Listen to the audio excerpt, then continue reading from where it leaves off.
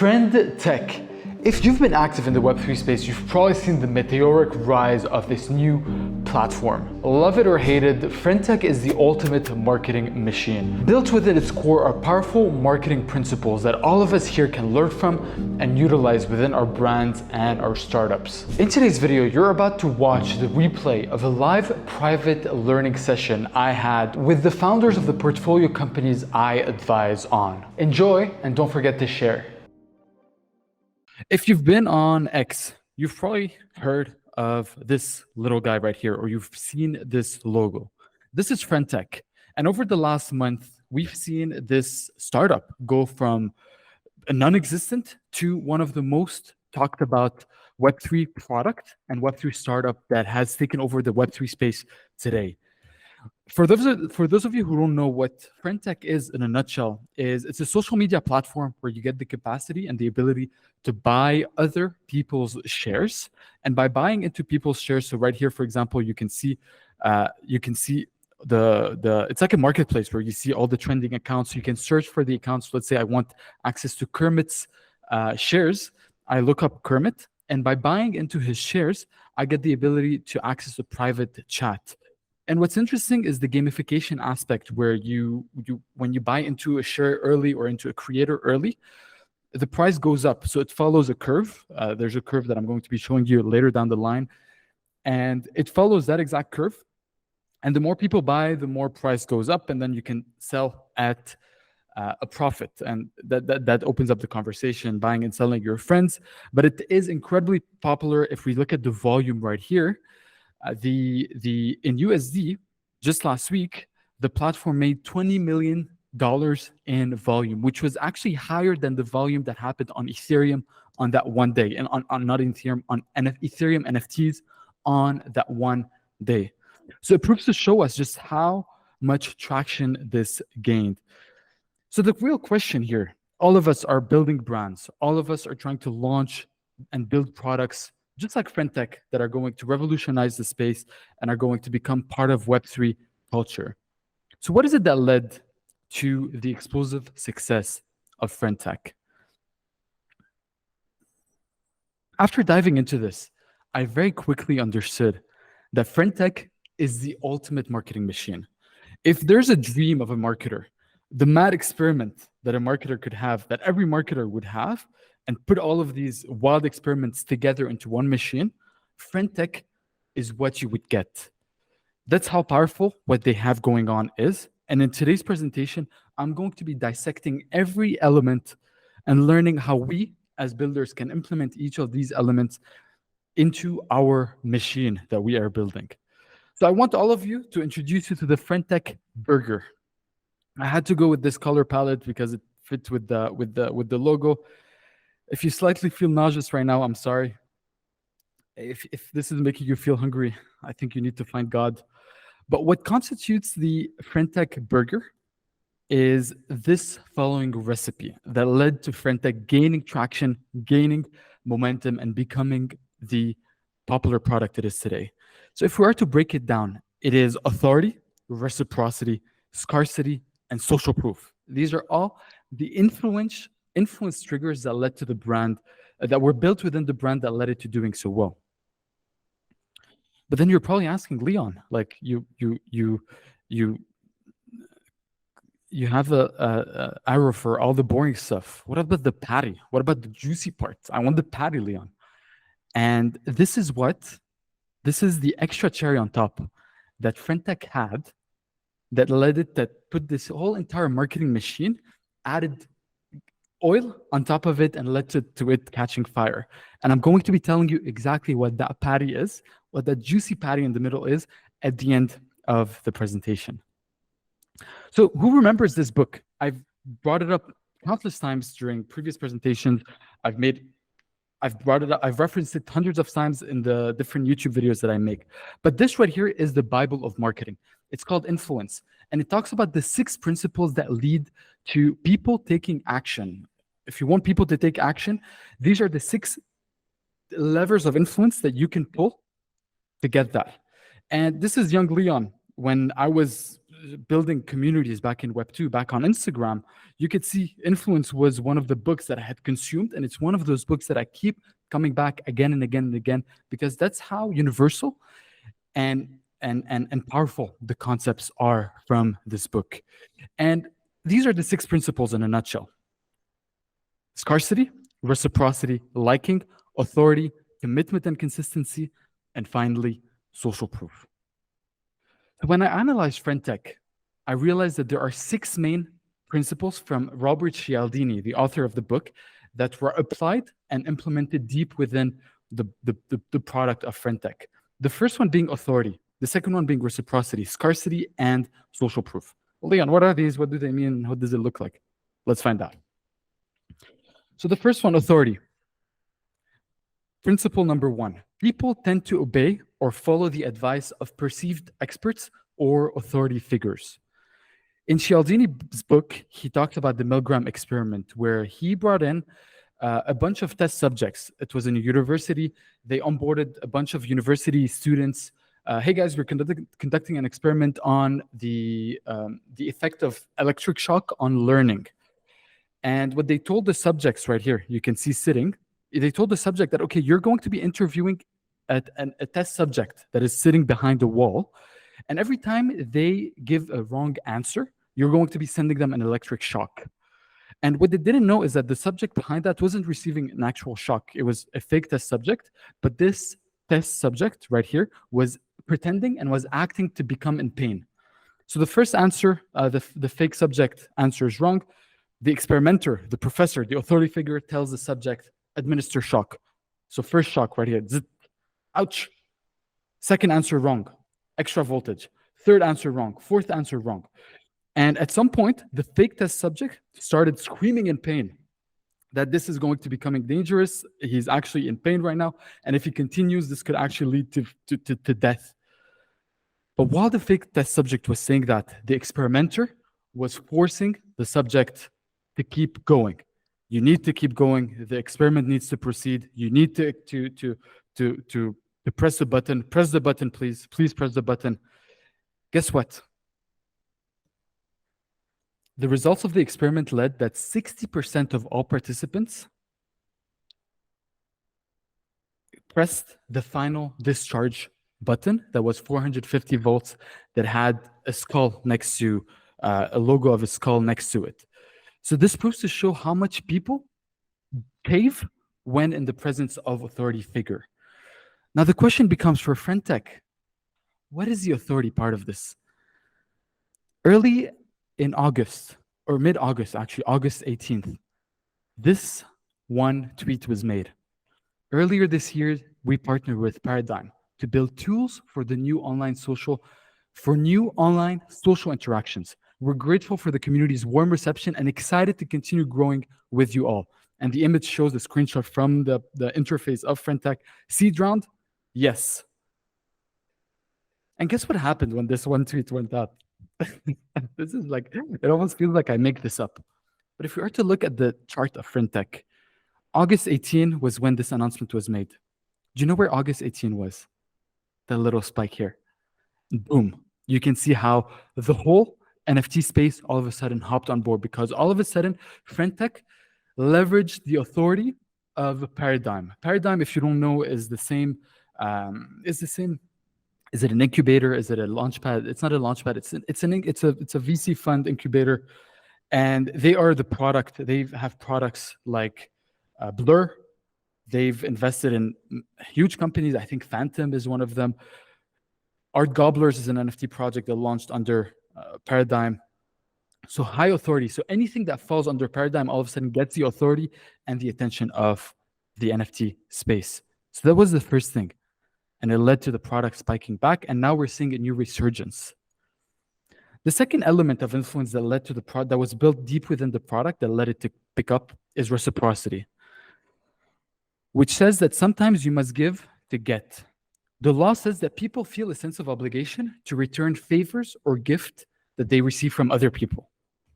Here's the experiment.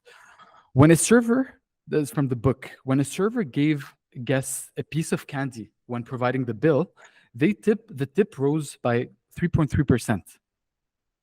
The same study also revealed that if the server gave each guest on the table 2 pieces of candy, their tip increased by 14.1%. Although people know that that candy costs cents to give, they felt the sense of obligation to reciprocate that favor. So how does that apply in fintech? Reciprocity is a behavior that is deeply ingrained within fintech. When I buy Kermit's share and Kermit is out there shopping for other people's shares, he will feel a sense of obligation to return the favor, especially to his friends, because it almost becomes like taboo or weird for him not to support his friends back. To the point where there is even a strategy created in fintech called the 3x3 strategy. So what is the 3x3 in fintech? It's a game theory equation from the prisoner's dilemma. It means you both cooperate short term by buying each other's keys. If you know anything about game theory, in the end, someone always defects. So it's a game theory. So it shows here when two people cooperate, all of a sudden it yields on average better results than if one person is acting selfishly, where Kermit is buying my share, but I'm not going to buy Kermit's share, and I'm just going to accumulate shares and save on my money. Reciprocity is so built within the platform that it incentivizes people to help each other back, therefore exchanging currency, creating volume, onboarding new people. The third element of influence built deep within fintech is scarcity. So items or opportunities that are perceived scarcer or more limited are more desirable.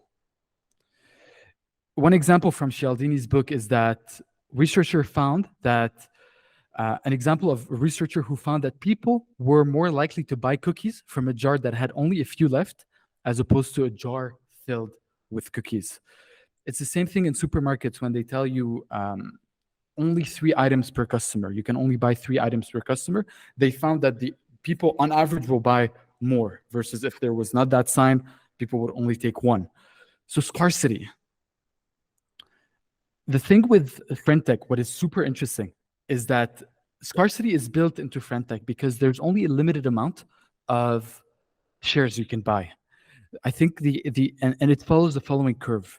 So it adds that element of scarcity and urgency where if I don't buy into Kermit's share now because he just opened his account, I might have to buy here where all of a sudden his shares have already tripled and I've missed out on this. And then when you're here and you're seeing volume, it created that scarcity. And this is the beautiful thing about NFTs. And this is why this is my bullish stance on NFTs within, beyond just, you know, the little ecosystem and culture we have going on Twitter and here is NFTs managed to create scarcity in a world and in an environment where scarcity was not possible before. OnlyFans, for example, which is the closest competitor to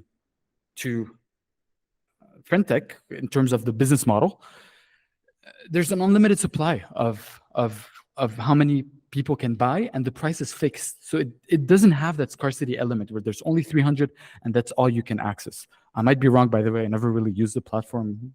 If any one of you have used it, I recommend not to raise your hand and talk about your experience there for your own good. But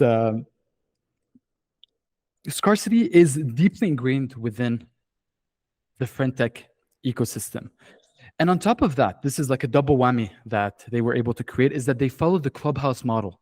Clubhouse gained a lot of popularity because it was exclusive. And the only way to get access to Clubhouse 2 years ago was to get invited by friends. And this is the exact model that fintech replicated. Even up until today, the only way for you to access fintech is by getting invited by someone and by receiving an invite code. So adding this double layer of scarcity where not everyone can access the platform, on top of not everyone can buy into there's a limited supply of access and there's a limited supply of products within the platform, the products being the shares of your friends. And finally, what led to the platform catching fire is social proof. People look to the behavior of others people to guide their own actions, especially in uncertain situations. And this is where we have the example of canned laughter. On average, people will laugh more when there's a cue telling them to laugh because this is supposed to be a funny scene versus not. And in fintech, it's one thing seeing this, one tweet on your timeline, fintech portfolio now at an all-time high, You should buy into my portfolio before it's too late, or I'm about to 2x in the next 24 hours. It's one thing seeing this one tweet, it's another thing seeing this on your timeline. Hundreds of people talking about FriendTech. And all of a sudden you're like, what is FriendTech? I don't know, but I probably am missing out on something because these people clearly know something I don't. So let me go check it out. And this is what social proof did. And this is how it worked for FriendTech. Now, these are all good. Authority, reciprocity, scarcity, social proof. Just implementing those within your business, within your product, will make it easier to share, will make the marketing cheaper and more effective once you go out there and you spread the fire. But I do want to talk about something that is specific to FriendTech and that is specific to the industry that we're in. And this is very interesting because we have never seen this type of model in any industry beyond Web3 yet. And it's that middle of the burger. And this is what added gas to the fire. What is it, ladies and gentlemen? What is that one element that led to it? That's going to be next week's presentation. No, that was a joke. Here's what it is. It was viral loop and open loops. So what are viral loops and what are open loops? Viral loops. In marketing, a viral loop refers to a mechanism where users naturally and organically promote a product, service, or content to others. They're incentivized to promote the product for the brand. And this is particularly effective because never have I seen FriendTech, the actual brand, the actual Twitter of FriendTech, try to convince me to buy into the product. Never have I seen an ad or a call to action from the company. It was all other people talking about FriendTech, doing the selling for the company. And this is how it works. People see something, they click, there's a desire to share, it creates a desire to share, they share it, which feeds into this positive feedback loop that becomes viral. And this is how things go viral. And in the context of FriendTech, what is it that led to the success of this? It's very similar to the PayPal model. The PayPal model, referral model, which is a textbook marketing model, is they created the referral program where if you refer a friend to our platform, you are going to give them $25 of free credits, and you're going to receive $25 of free credit. So people were paid to share. And the same thing we are seeing on FriendTech. FriendTech is a game of popularity. And the only way for you to get your shares bought and make money off the royalties that come with that is by onboarding your audience and your community within your FriendTech account. So literally people, if we are to go back to this one screenshot right here about this, if you see, literally people were shilling their own bags and indirectly shilling the brand. Roxy, another 2x easy call, going to diamond hand to 0.3 at least. FriendTech portfolio now all-time high. Never thought this would happen, but I just capitulated and joined FriendTech. It's an indirect call to action to buy my shares. I like FriendTech, but being cheap, So you get the point how people were literally incentivized because they made money. People made money by sharing the platform. And this is the power of the viral loop that FriendTech created. Now, on top of that, there's another element that they had, which is open loops. Open loop in storytelling and in marketing refers to a narrative where the storyteller introduces a question, mystery, or tension without immediately providing a solution or a resolution to that. A detective finds an unexpected clue at a crime scene, but before they can investigate it further, they are called to another emergency. What this does in storytelling is that it keeps readers or watchers on the edge. They keep them thinking, what is going to happen next? What is coming? Really, is this really going to happen? And this is, you're going to notice this in, for example, a show like Lord of the Rings. There's the massive storyline, and then within that, you always have open loops that are opening and closing. And the beautiful thing that happens in a good movie and a good show, and this is something the best producers understand, is when at the end of the show, all of a sudden you get the closure of many loops that were open. This is where at the end of the show, you see that one clue that closes all the open loops that you had in the past. And for FriendTech, what is that open loop? It's the rumor and the speculation of airdrop.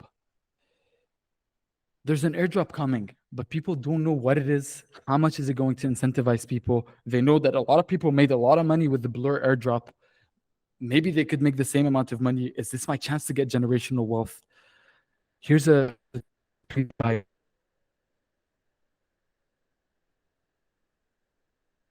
bank. Everyone's speculating about the FriendTech airdrop, but there's a scary part about the story everyone is forgetting. And here come transactions, and you can talk a little about the model of airdrop and how a lot of times the winners and losers.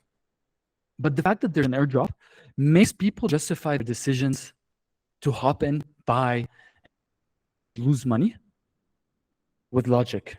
You know what they say? People buy with emotions, but they justify that with logic.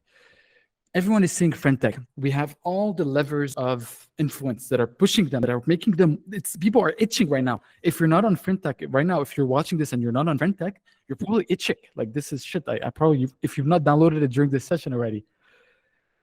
And then you have all those emotional stackers, and then people are like, but there's an airdrop, so I should be using this because I probably will make money using this. So the fact that there's that open loop even further incentivizes and creates that extra speculation that is going to incentivize people to keep active, keep engaging, keep the shares going up, keep people sharing their own shares, they're shilling their own account, and pumping their own bags. So ladies and gentlemen, the FriendTech burger: authority, reciprocity, scarcity, viral loops, open loops, and social proof. What I will invite you to think about right now here in your brand, the thing with these things is that these marketing levers need to be built into your product for them to work. I don't think FriendTech built this and then they were like, okay, how do we incentivize people? If you've noticed, these are core functionalities that were built within the actual product of FriendTech. So what I will invite you to do, ladies and gentlemen, today, how can you take each one of those? For example, reciprocity. How can you build an internal economy within your ecosystem to incentivize people to share and to take actions that you deem worthy or you deem beneficial for your ecosystem? And how do you incentivize people for doing that?